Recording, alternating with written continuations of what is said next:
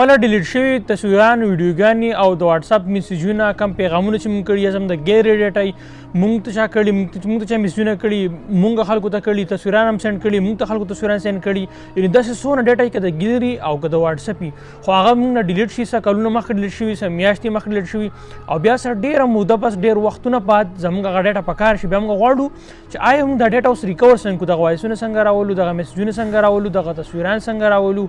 یا د ګیلري دغه ډیلیټ شوي نوره ډیټا څنګه راولو یعنې موږ غواړو چې دا څه واپس راولو ځان سره ترلاسه کړو نو څنګه به دغه حذف کړی شوي ډیټا واپس ترلاسه کوو ډېره زیاته وړه او اسانه طریقه در لخایمه ویډیو راست تر اخره پورې وګورئ او له خپل ملګرو سره هم مخکې شریکه کوئ چې هغو ته هم د معلومات ورسي اوس ما سره ګورئ دلته به سره زه دا ټول ریکارډینګ شریک کوم دلته به تاسو ته ټول ښکاري زه به لومبي ځان سره سکرین ریکارډینګ آن کړم چې تاسو ته راټوله ټول طریقه تاسو ته ښکاري را به شم د دې لپاره به یو ورکوټ اپلیکیشن ډاونلوډوم اپلیکیشن لپاره به سرچ کوو را به شو ګوګل کروم کې APKCHEERS APK چیرز به سکرین چې ته څنګه ښکاري همدغه قصې به سرچ کړئ چې کله هم دا موږ سرچ کړو دا لومبي ویبسایټ به راشي دا به موږ داسې کلیک کړو چې دا هم کله کلیک کړو دلته وګورئ دا د ریسایکل بین چې کومه د ډیټا ریکوري د آپشن هم سره راشي دا هم ځان سره کلیک کړو چې دا هم کله کلیک کړو په دې باندې په دې کې به زه ښکته راشو ښکته په دې کې راشو د ډاونلوډ دا بټن به موږ راشي دا هم کلیک کړو موږ سره به د اپلیکیشن ډاونلوډ شي اوس په دې موږ ډیټا ریکور کوو څنګه را به شم زه به دا اپلیکیشن ځان سره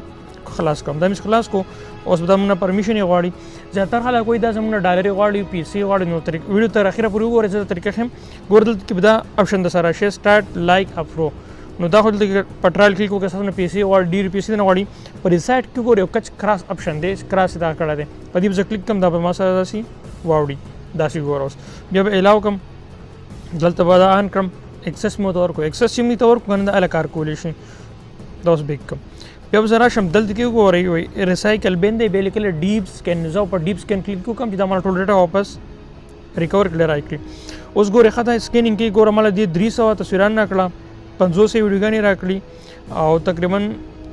100 چې کومه دی دی ماته وایسونه ریکور کړل د واتساپ نو اوس ګوره په دې کې ښه سم دا نور هم ریکور کوي لیکئ در هغه ځای پورې ډیټا تاسو سره ریکور کوي چې کله تاسو د موبایل اخیستی نه دی موبایل ما سره ایله یو هفته وشوه نو په دې کې ما صرف 2 وایسونه کړل 2 ویډیوګانې مې ډیلیټ کړلې 2 مې تصویران ډیلیټ کړو نو ما سره راغله که ستاسو د موبایل تاسو سره 1 کال کېږي 2 کال کېږي 15 شپږ میاشتې کېږي تاسو کومه ډیټا هم ډیلیټ شوي ټول د سره ریکور کوي لکه تاسو ګوره ما سره د واتساپ ټول وایسونه چې وو دې وایسونو ته وګورئ دا زما د واتساپ هغه وایسونه چې لکه ما مخکې ډیلیټ کړو نو ګوره داسې دا وګورئ دا زه پلی کولی هم شم لګولی هم شم دا ډیلیټ شوي دي خو واپس ریکور کولی هم شم دا تصویران شو د ویډیوګانې شوي د ایمیج شو د واتساپ وایسونه شو ټول